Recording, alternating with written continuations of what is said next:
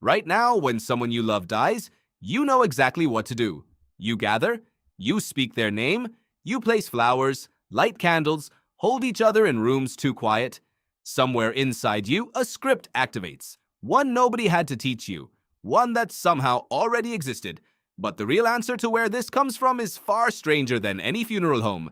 Because 100,000 years ago, before language as we know it, before religion, before writing, before a single word had ever been spoken the way you speak them now, your ancestors were already doing something remarkably similar. They were burying their dead. And not just discarding bodies to keep disease away, the way you might dispose of anything that could rot or spread illness. They were placing them with care, with intention, with something that looks unmistakably like grief. Think about how strange that actually is. These were people with no surplus of time, no safety net.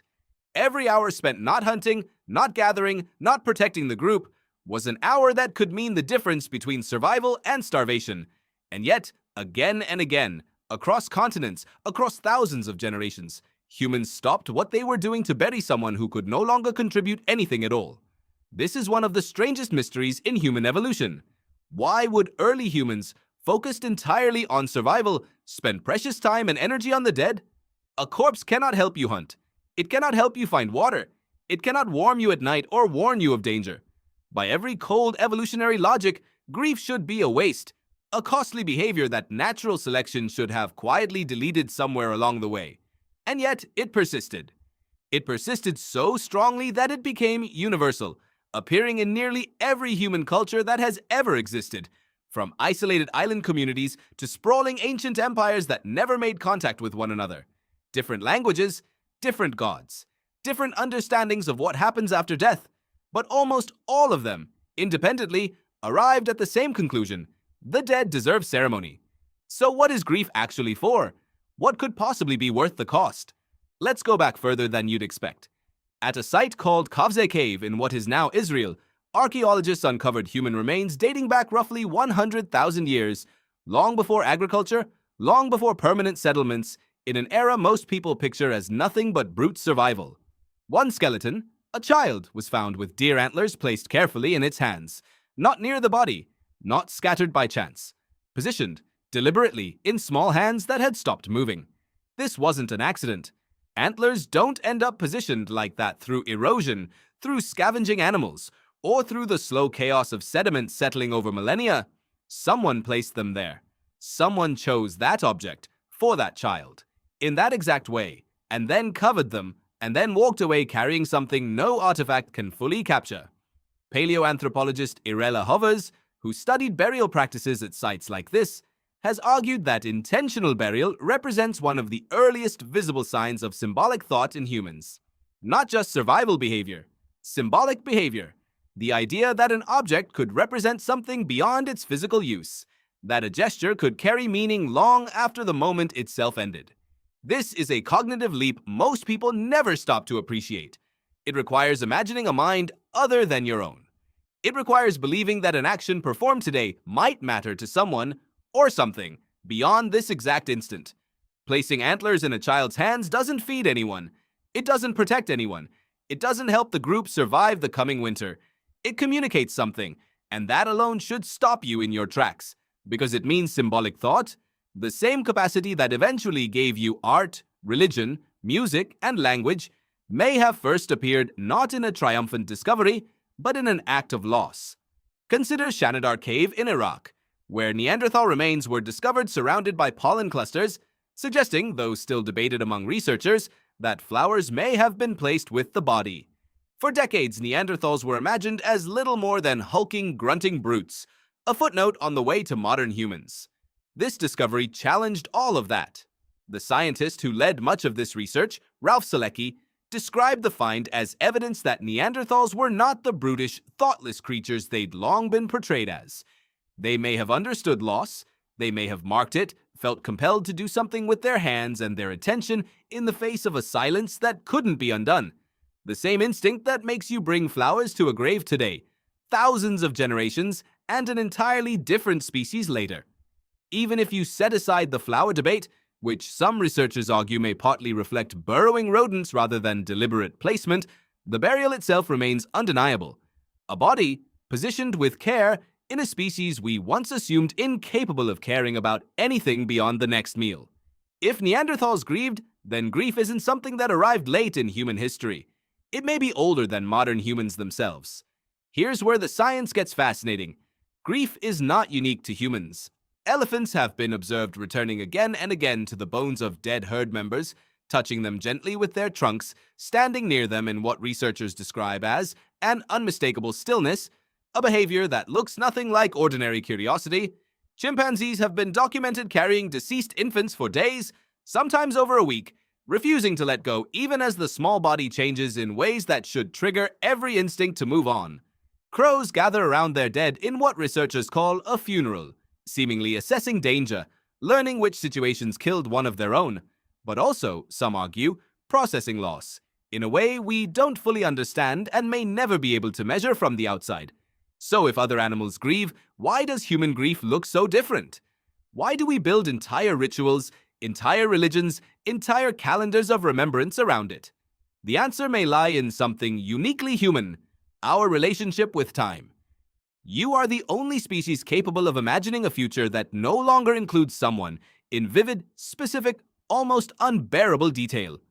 An elephant may grieve in the moment, present with a loss that exists only now.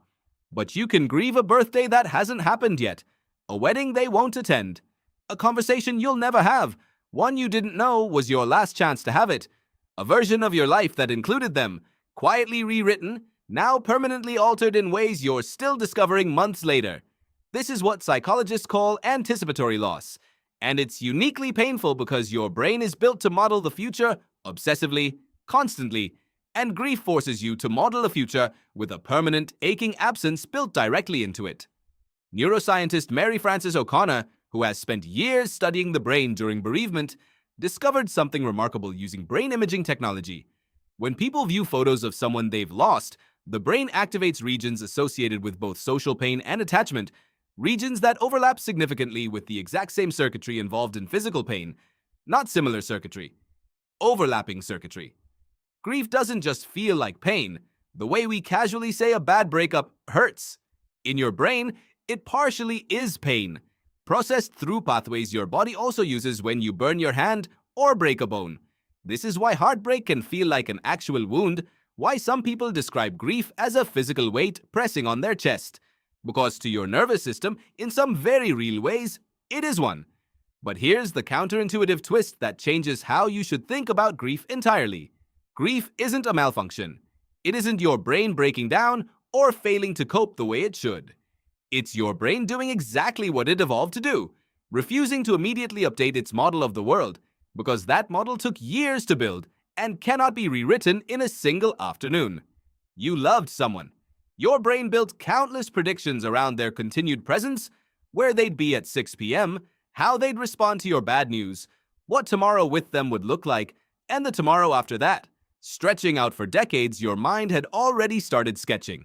Death doesn't erase those predictions instantly, no matter how sudden or expected the loss was. Grief is the slow, painful, deeply unglamorous process of your mind rewriting a world it had already mapped out with them permanently in it, line by line, memory by memory, sometimes taking years to finish a task your brain never asked to be assigned. This reframes everything about why ancient humans buried their dead with such care. It wasn't superstition dressed up as ritual. It wasn't simply about disease control, though that likely played some practical role too. It was your ancestors' way of externalizing the same rewriting process happening in your brain right now, in this exact moment, whenever you lose someone. A physical ceremony for an invisible, internal event. The antlers in that child's hands. The flowers in that Neanderthal grave, if that's truly what they were. These weren't practical acts, measured in calories saved or predators avoided. They were the earliest known attempts to say, without any spoken language at all, this mattered. This person mattered. And I am not ready to simply erase them from my model of the world just because their body has stopped moving. Anthropologist Paul Pettit, who has extensively studied the archaeology of death across dozens of prehistoric sites, suggests that these burial practices may represent one of the first pieces of evidence for human self-awareness. The recognition that death comes for everyone, including, eventually, the person doing the burying.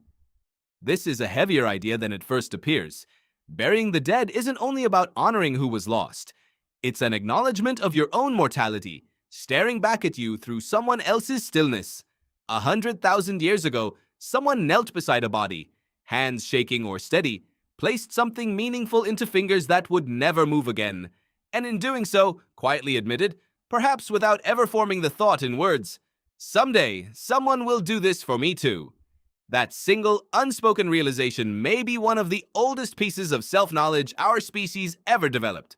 Think about what that means next time you find yourself standing at the edge of something like this.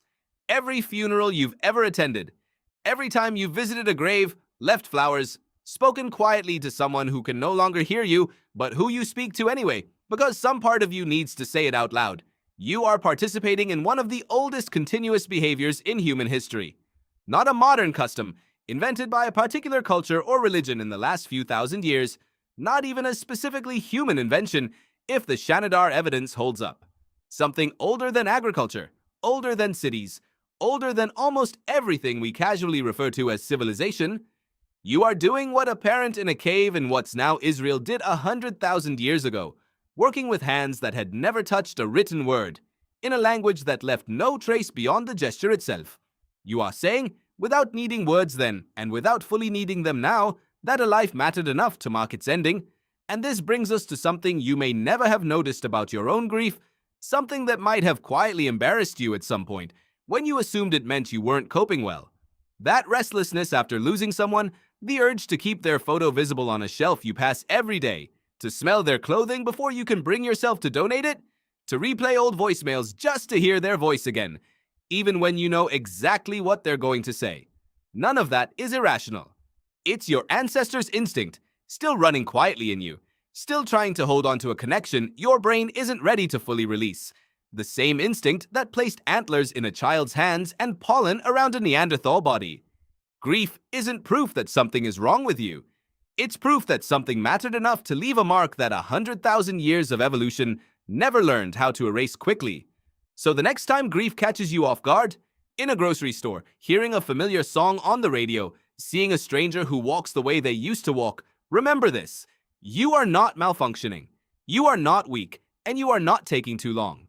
You are participating in a ritual older than language itself, older than religion, older than the wheel, one your ancestors began the moment they first understood, without a single word to describe it, that love doesn't end simply because a heartbeat does.